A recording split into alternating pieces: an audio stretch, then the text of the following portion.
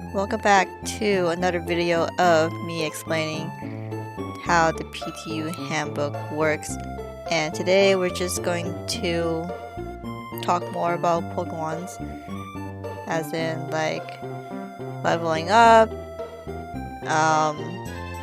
the evolution, training Pokemons, the experience charts, etc. So let's first start with the managing Pokemon part. So in the other video, I did talk about like how to create a Pokemon, as in like you can decide which stats you can distribute the points to your Pokemons, but they have to follow this base stat relations. If you need to refresh your memory on that, I recommend just going back to that Pokemon creation video. And so with Pokemons, they work differently from humans, as in like they have to follow the base stats relations, whereas trainers, they don't have to. And then we're provided with a Pokedex made by it used to be the creators, but then since this book is outdated now, there are other people that are nice enough to make the Pokedex for the other generations past Gen 6. And so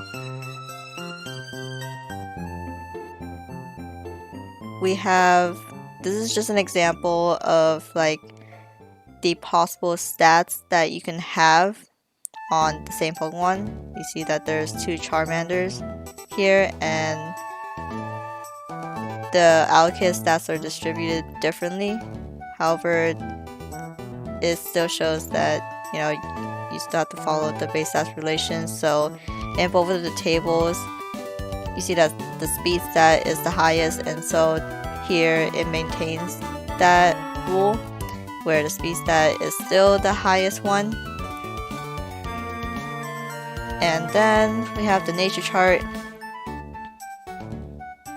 I'm aware that you guys are aware that we follow the natures from the main series games, but in this handbook they added more natures just for like the HP stats.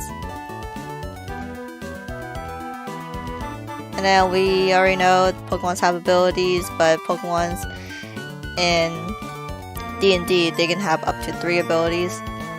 You start with a basic ability, and then when you get to level 20, you can select another basic or an advanced ability. And then lastly, when you reach to level 40, you get to learn any ability you have. The last ability that the Pokemon unlocks is a hidden ability. And we have moves. Pokemons normally have 4 moves in the main series games, but here you can have up to 6 moves. That probably explains why in the anime the Pokemons can learn more than 4 moves. Anyways, then we have the capabilities. It's just like trainers, where the capabilities determine how fast they can run, swim, or fly, if they can do any of those stuff. And then there's like additional capabilities depending on what Pokemon you have. For example, I'm going to give an example of this Pokemon, a Litwick. I think it's a good example because it's a fire type and a ghost type. Now, if you go down to go up here, ghost types, they have the levitate capability, which can be used to replace the overland capability if that's a smaller number than the levitate. And as we can see here, in the overland, Litwick only has 1, and it has 5 in levitate. So if you want Litwick to travel fast, like further, you obviously select the levitate movement. And then since it's also a fire type, it can start a fire. As you see, fire started here. There's heater, and then it's a ghost type, so it has dark vision, and it can also phase through objects. And it's a really handy Pokemon to bring to a cave if you don't have a flashlight or anything. And then also the invisibility capability for Ludwig, since it's a ghost type. But yeah, that's the reason why I chose Ludwig is because it's one of the Pokemons that have a lot of capabilities on there that I can make an example of. Oh, also, I know that we're on the topic of like the 5E edition type of campaign, not like with trainers. If anyone is planning to make a Pokemon Mystery Dungeon campaign, there will be some nerfs that you would like to consider. For example, like ghost types, since they can do a lot of stuff. I recommend just setting some ground rules if anyone wants to play a ghost type, because it does have the greatest advantage from land Pokemon, and just basically any Pokemon that cannot float or go through objects. And then we know that Pokemon have skills, and it's determined by their species. So in contrast to trainers can have all the skills, like the athletics, acrobatics, stealth, perception. Whereas for Pokemons, we just follow what skills they have according to their Pokedex.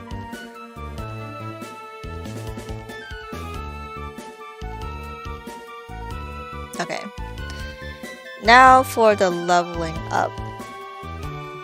I guess I would say I still have trouble determining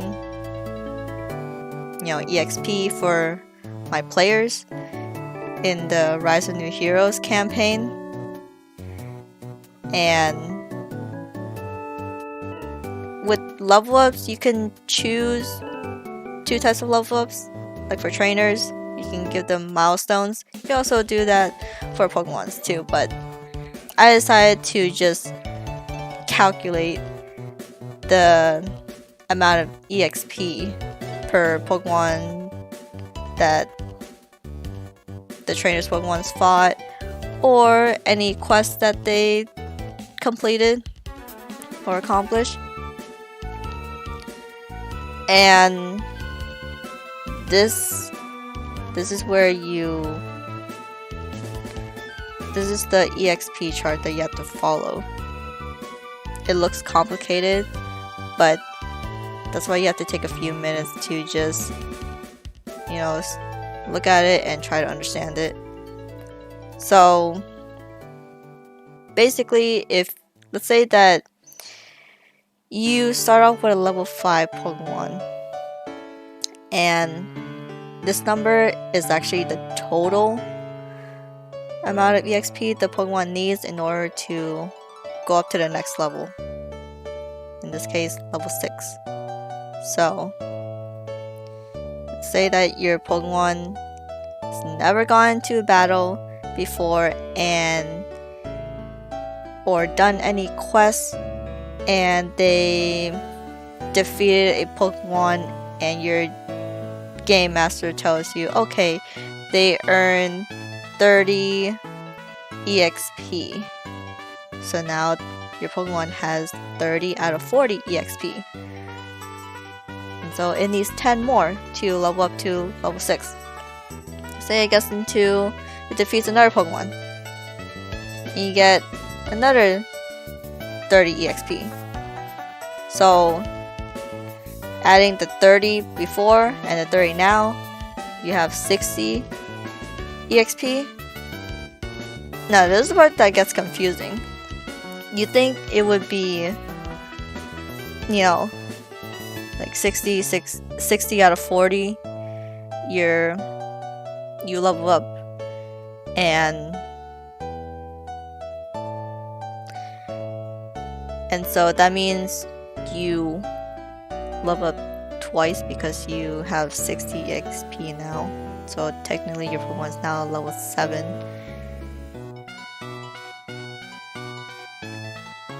Wait, no, it's not level 7. It's actually level 8, I believe. Yeah, level 8. Yeah, so your Pokemon grew to 3 levels. I know, I'm getting confused now. I'm trying to remember it myself, but yes, you get to level 8. So now your Pokemon has 60 out of 70 EXP. I feel like my explanation is still not making sense to you guys, so you would just have to look at the chart yourself and just not get confused with it. Trust me, whenever I calculate the EXP for my players, I always have to double check and maybe even triple check my math. If you don't like using this method, you could just use milestones. It's the easier route. Now we got Pokéedges. There's not a lot of Pokéedges as they are for trainers, so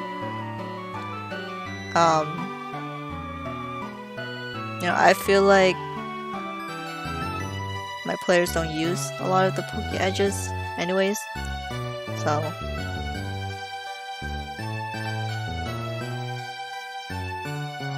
then we have Mega Evolutions. So we know that there are certain Pokemons that can Mega Evolve, and when they Mega Evolve, they gain an additional 10 points to their combat stats. However, you cannot apply any of these 10 points to your HP because it doesn't make sense in a way where your Pokemon just Mega Evolves and suddenly just gains more HP. You can only apply it to the other 5 stats: attack, defense, special attack, special defense, and speed. And you're free to, design your own megas and be creative about it, assigning the allocated the 10 points from Mega Evolutions.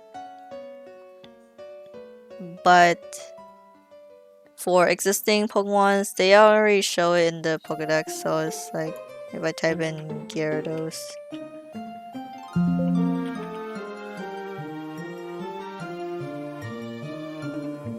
Yeah, see here. For Mega Gyarados, it already has the stat distribution, and they all add up to 10.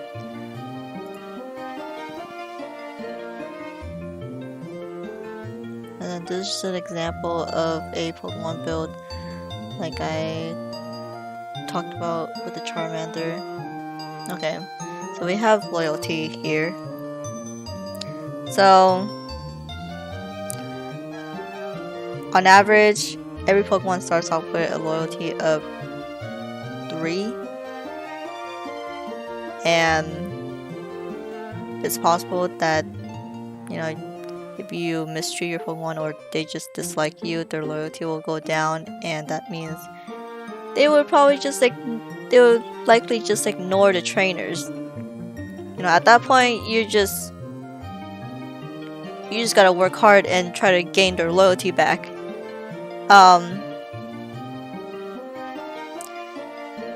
Certain moves, like in Pokemon, like Frustration, for example, I think that's the only move that reduces the friendship. I like to think of it as it would, yeah, so right here, frustration, it would lower the loyalty too, and then if you have the Pokemon use return, then it will increase the loyalty. And the maximum loyalty a Pokemon can get is 6, and the lowest would be 0. And then there's a big description of each loyalty rank, so if you are interested, you could take a look at it.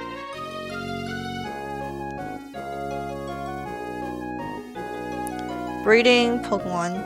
So I haven't incorporated breeding Pokemon into my campaign yet, but if you ever get a Pokemon egg, or you have the breeder class, or not the class, the edge, for instance. When an egg is produced, you would have to roll a d20 to determine the species of the egg. And then you can also take a look at the egg move list. And then decide on the nature, ability, and gender based off your Pokemon education rank. This is for the breeder's edge though. Not sure if the trainer would need, like if the trainer doesn't have the breeder's edge, that they can decide what nature, ability, and gender they have.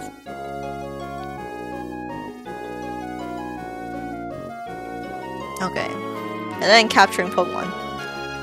Now I used to calculate the capture rate for Pokemons in Roll20. However, now I use Foundry, so the module, the PTU module that I have, it calculates whether the Pokemon is captured or not for me. But you know, if you want to just do it on paper, you can still do it. It's not that hard. You just gotta follow the rules here. You have to consider their HP, and depending on how much HP they have left, then you can determine how much to subtract from their current hit points. And then statuses also contribute to the math, and then also how many stages evolutions they have or currently have right now, and whether they're shiny, whether they're injured. And then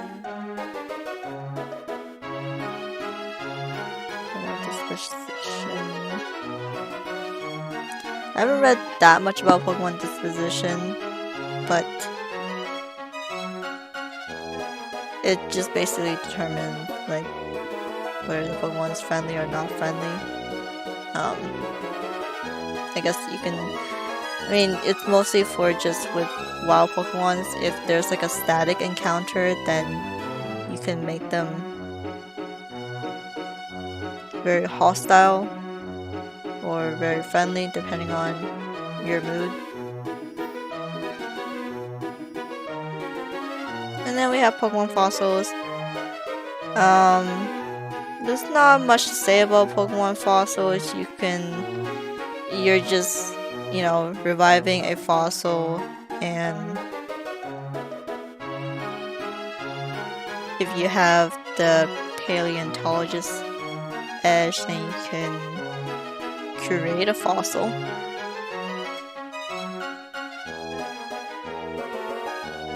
Then we have fishing. Fishing is simple too. Depending on what your GM decides, whether you can fish at like fresh water or salt water, they will determine which Pokemons will be spawning there. Okay, and then mounting as Pokemons. So, even though there are some Pokemons that look like they're mountable, it really determines on their size. But I think it also it depends on the level too. If it's like a level 1 Skidoo, which is a mountable Pokemon, it's probably not very experienced to have someone mount on them. And in this example, they give an example of Ponyta. If it's around like level 20 or level 25, then it'll be more experienced to let the trainer mount them. And then we gotta consider like the power and also the equipment, and you also have to calculate something with the skill checks too. Okay, and then that is the end of the Pokemon talk. I hope you guys find this video helpful, and I'll see you in the next video. Bye!